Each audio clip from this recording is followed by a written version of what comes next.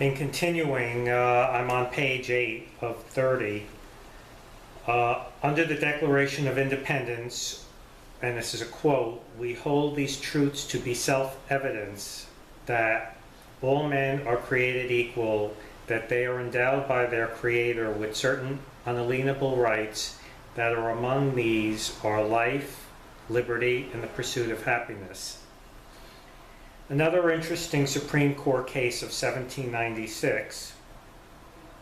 "Every man is independent of all laws except those prescribed by nature.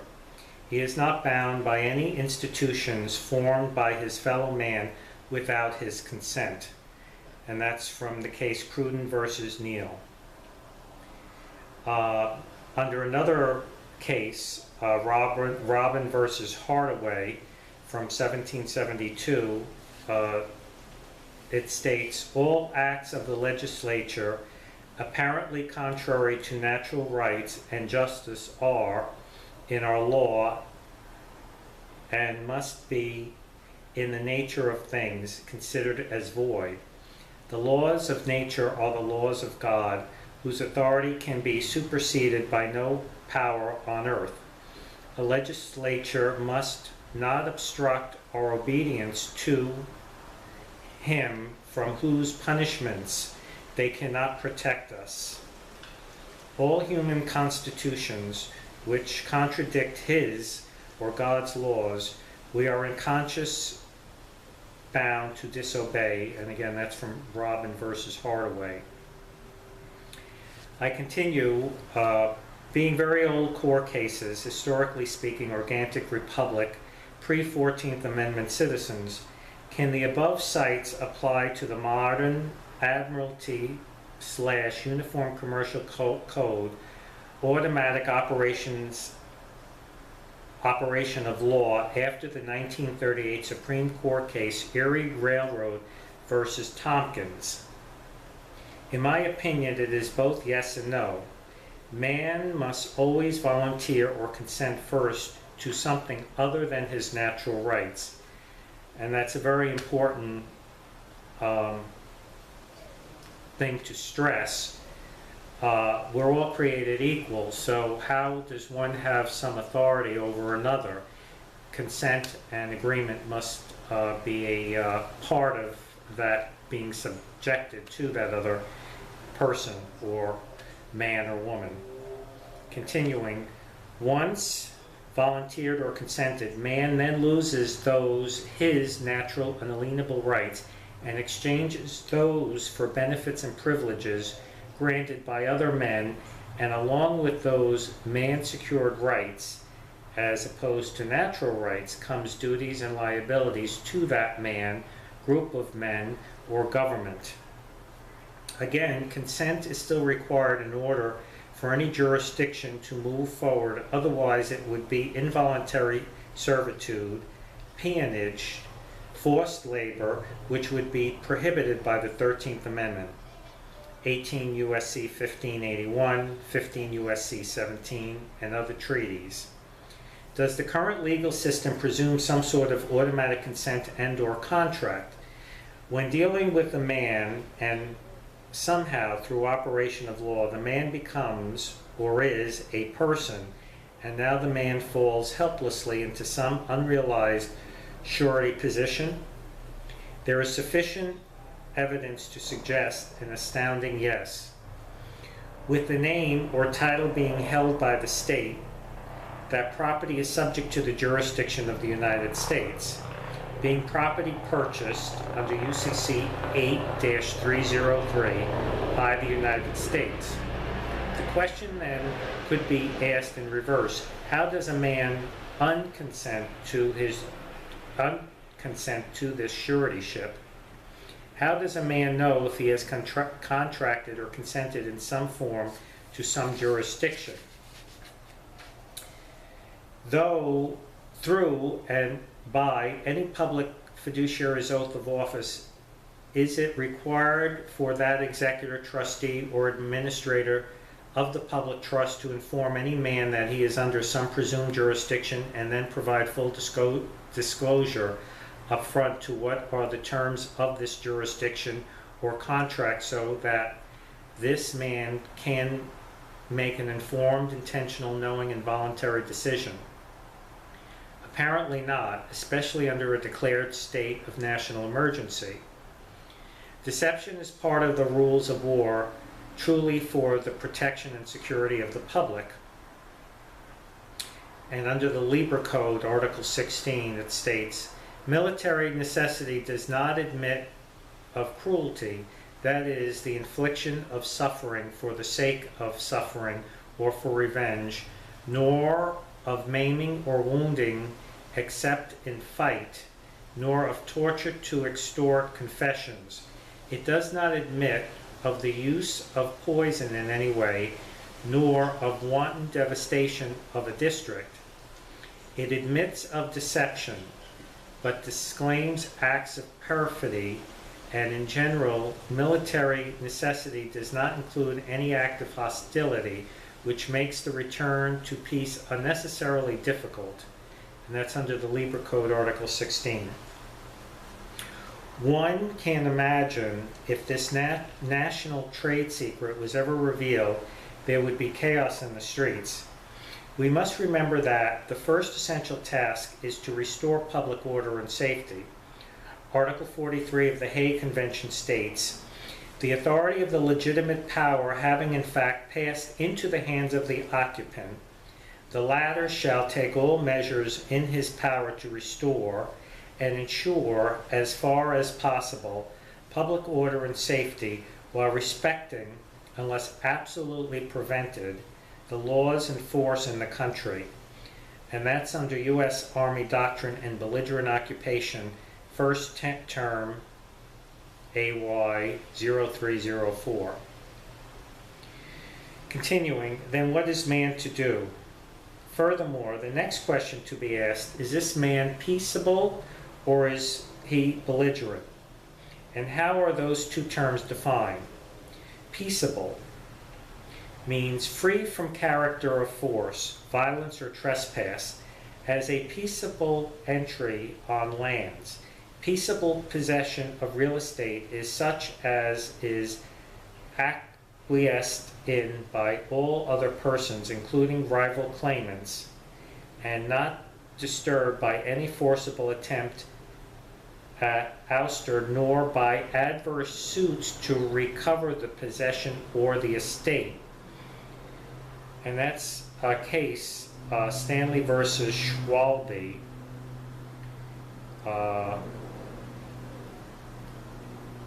And then I continue, compare adverse possession, one who does not make claims against some one thing's property or estate. And then I go on to define belligerent. And belligerent, in international law, as an adjective, it means engaged in lawful war. As a noun, it designates either of two nations which are actually in a state of war with each other, as well as their allies actively cooperating, as distinguished from a nation which takes no part in war and maintains a strict indifference as between the contending parties, called a neutral. As a personality trait, refers to one who is overly assertive, hostile, or combative. And then I go on, one who does not make claims against one or something's property or estate.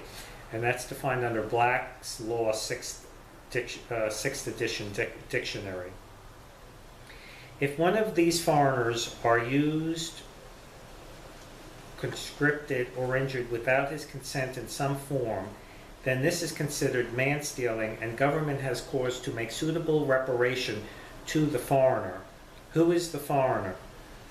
It appears man is the foreigner to this war on the land, occupancy or bankruptcy, and therefore must consent to be under some sort of jurisdiction thereof as a person, surety, executor, trustee, or the like.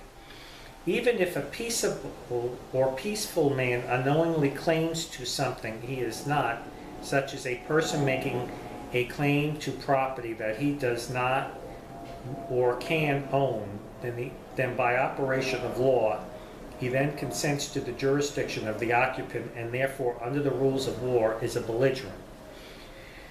So in essence, just to sum up very quickly, when one makes a claim to the name is considered property. When I called New York State, Vital Statistics is where I received the birth certificate from, that was sent to me intentionally and exclusively for my use. When I say I am John Doe, the name, that is considered in law or by law a belligerent claim to property of the public or the state.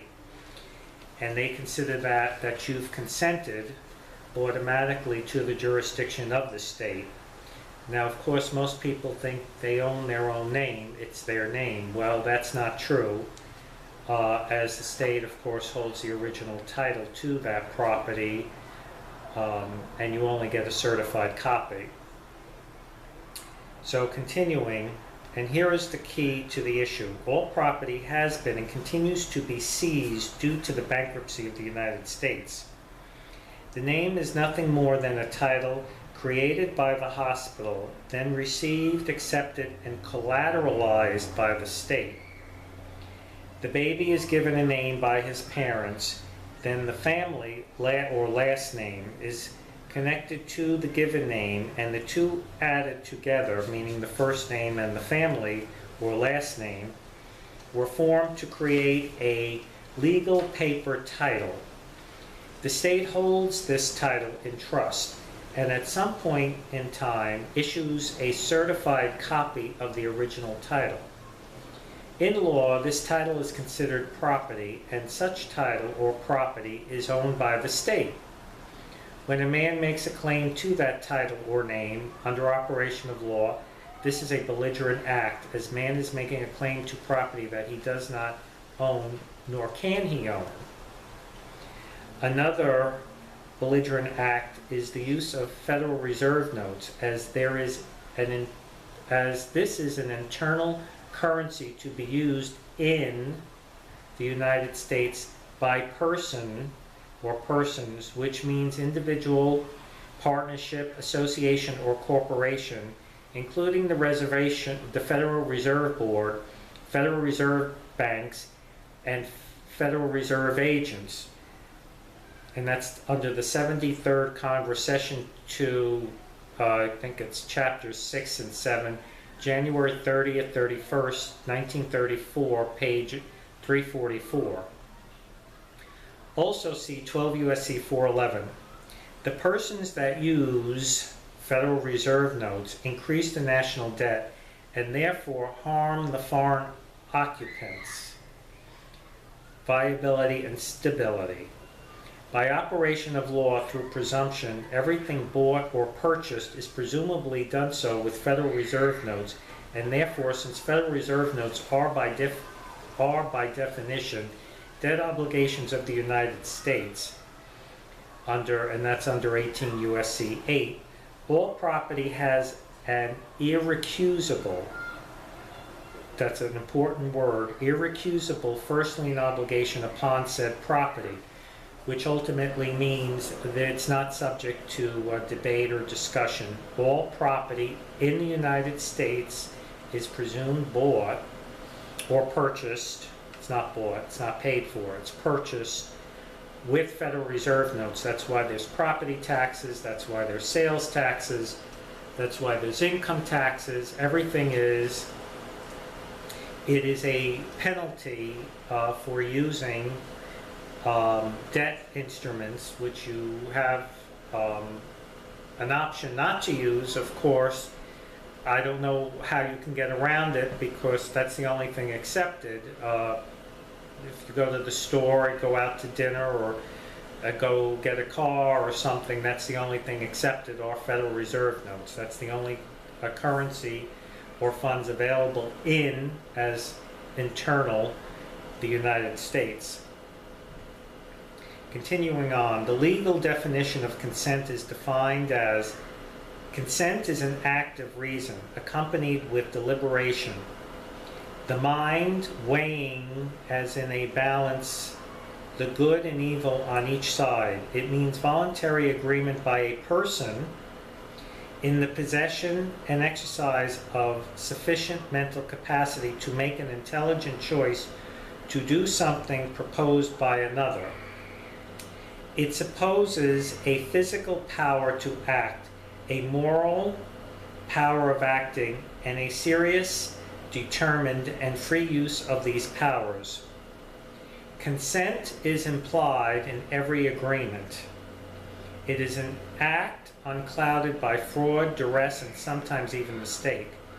And that's consent, again, is defined under Black's Law Dictionary, the 6th edition. I got that out of. I continue. In law, ignorantia juris non excusat, or ignorance of the law is no excuse. The law imputes knowledge of all laws to all persons within the jurisdiction, no matter how transiently. So you realize when you say you're a person, again I'm digressing, you're saying a person is a fiction of law, it is a thing. So the law, when you say I am John Doe, you are saying I am a person, which is property of the state, because all property has been seized under the declared national state of emergency under FDR. So there is no excuse because you're deemed to know the law when you are a person.